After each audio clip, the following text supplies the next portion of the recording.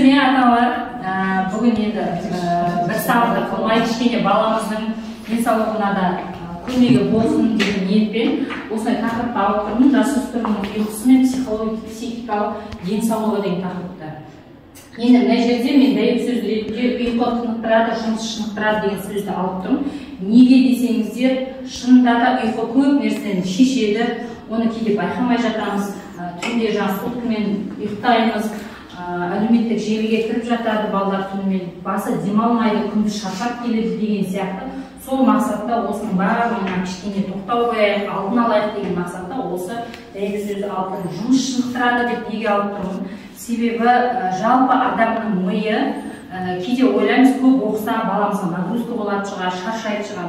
Жоқ, ми да оған үйренеді.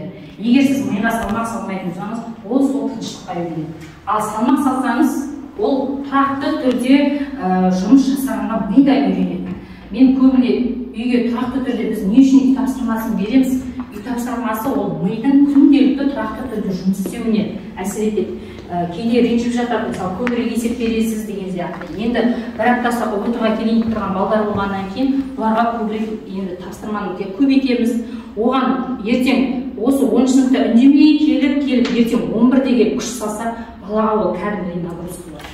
Сол себептен 10 сыныптан бастап жаймен нагрузканы көтере берсек, оған да ми қалыптасады. Осы үшін осындай дәйек сөзді мен алып тұрмын. Енді сіздермен кішігірім мынандай ойын ойнағым келіп тұр.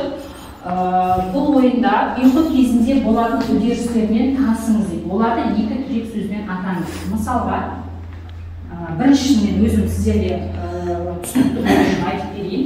Ұйқы ағзаның ұлпаларын, жасушалар мен мүшелерін қалпына келтіретін уақыт. Ағзаның зақымдалған аймақтары жойылып, жасушалар жаңарады. Мысалы, осы сөйлемді оқыған кезде, әрбір мәтінге біз атау береміз, немесе бір мысалы мен ұйқының қалыпқа келтіру деген сияқты айтайын. Немесе өзінің мысалы ұйқының қалыпқа келтірудің биологияда регенерация деген өзінің атауы бар. Немесе сондай атауды беруге болады деген сияқты, егер биология жағынан біліп жатсаң. Немесе жаңа қарапайым бір сөз тіркесімен беруге болады. Мысалы, екіншісі, ұйқы кезінде жад шоғырланады, яғни жаңа ақпаратты бекіту және есте сақтау үдерістері жүреді. Ұйқы оқу және есте сақтау үшін маңызды. Мысалы, осы сөйлемге қалай атау берер едіңіздер? Ұйқының маңыздылығы тағы. Ойыңызға келген нәрсені айта беріңіздер. Осы сөйлемге келеді-ау деген орында. Ұйқы кезінде жад шоғырланады. Кішкене оқып, ұйықтасып, ойларыңызды ақылдасып, шешіп алсаңыздар.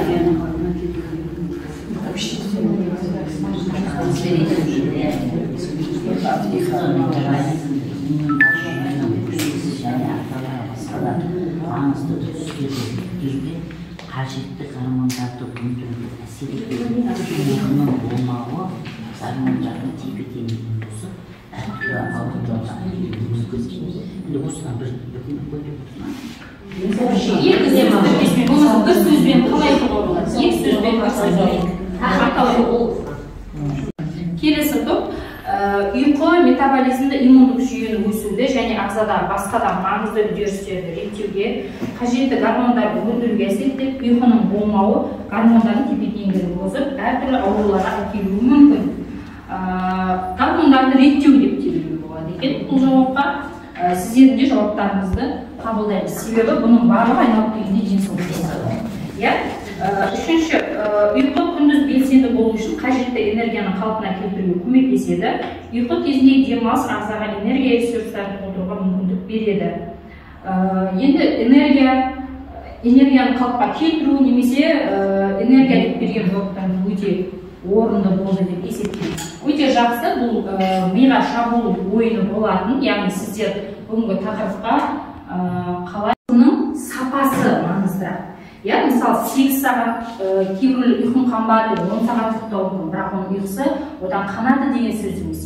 Кейде неше сағат, мысалы, обедке дейін ұйықтап тұратын адамдар болады, мысалы, әсіресе демалыс күндері емінердің тұрғымыз келеді. Бірақ тұрғанда сіз шаршап тұрасыз бәрі. Сіз тыныққан, неше сағат, 10 сағат, 12 сағат ұйықтаған адамға ұқсамайсыз, солай ғой, Ал ол сіздің сапасыз ұйықтағандығыңыздың әсері деп есептеймін.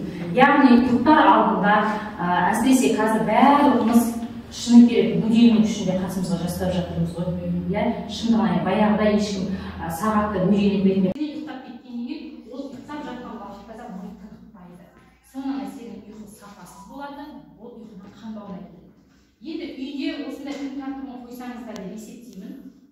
Әр күнде оны енді бірден жасау мүмкін емес шығар, бірақ күнделікті 15 минуттан қосып отыруға. Мысалы, 11-де ұйықтайтын үй болып, 12-де ұйықтайтын, 1-ге дейін жүруі мүмкін да. Соны мысалы жарты сағаттан немесе 15 минуттан күнделікті қосып отыру арқылы балалардың мүмкіндігінше ертерек ұйықтатуға үйретуіміз керек. Оның үстіне каникулдың уақытында олар емін-еркін ұйықтап үйренген балалар, иә. Оның үстіне жаз уақытында біздер түскі мезгілде қатты ыстық болғандықтан түстен кейін ұйықтап аламыз, ұйқымыз қандырып, ертесіне сосын түнде ұйқымыз келмей қалады. Соған үйренген түнде өздеріңіз алып жатып, күндіз өздеріңіз оятып немесе күндіз қасына тастап кетсеңіздер, ол да болса баланың миына әсер етеді ұйқысына. Оны мойындау керек. Қазір гаджетке байланған заман болды. Оны енді кейін өзі білер, бірақ осы кезде ол қолдарыңызда тұр ғой, осы кезде қалыптастырыңыздар. Бала да соған үйренеді. Енді көп ғалымдардың, мысалы жетістікке жеткен адамдардың былай өмірбаян зерттесеңіз, сұрасаңыз, көбінің айтатын жауабы сапалы ұйқы.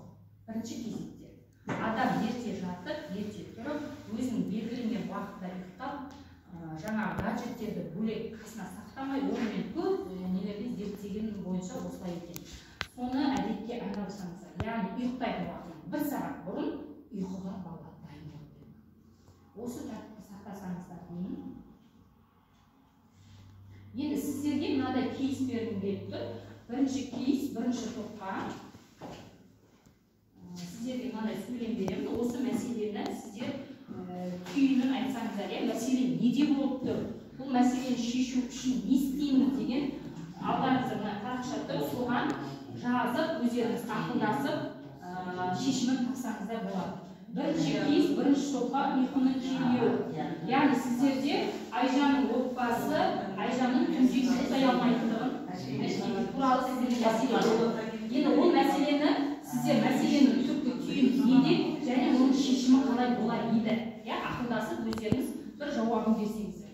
Екінші кейс ұйқының қанбауы, яғни екінші топқа сіздерде мына баланың отбасы баласының азандап оянған кезде ұйқысының қанбай тұратындығын мәселе қылып сіздерге қойыпты. Оның шешімін қалай табар едіңіздер? Мәселенің шешімі неде болды? Осы мақсатта алдарыңызда параққа жаза берсеңіздер болады ақылдасып. Үшінші кейс гаджеттерге жауапты. Яғни үшінші кейсте сіздерде сөйлем көрмейді.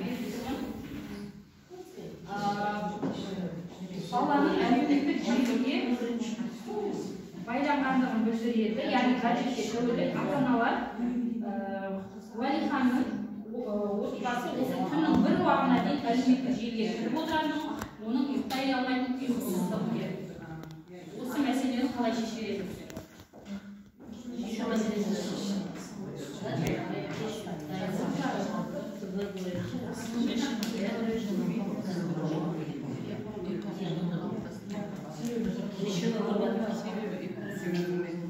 Көптің ойынан бір ұйықпен шығады, ақылдасып ортаға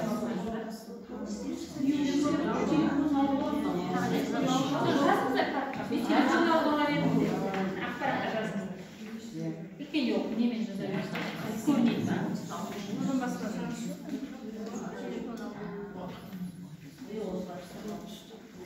Енді оның барлығы қойып тұрған кейстің барлығы сіздерді үйлеріңізде болып жатқан проблема ғой. Соның бірге шешімін табуға тырысайық деген мақсатта берілді.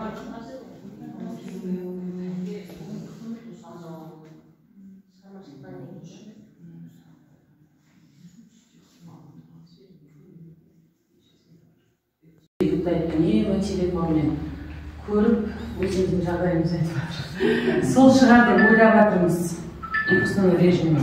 Енді шешімі бұл балаға ұйқы режимін қалыптастыру керек сияқты, жаңа сіз айтқан сияқты. Одан кейін ұйқының алдында 10-15 минут ата-анасымен серуендеу керек деп шештік. Тиімді кестеге баланы жүгіндіріп, дене шынықтырумен айналысып, кішкене ой, еңбек қабілеттерімен айналысса, бала жақсы бір режимге келе шығар деп ойлаймын. Ой қабілеті мен дене қабілеті ұштасқан кезде баланың ұйқысы да дұрыс болады. Жалпы балаға тәртіп керек деп ойлаймын. Өте жақсы. Бақтиярдың отбасы оның таңертең әлем тұратындықтары.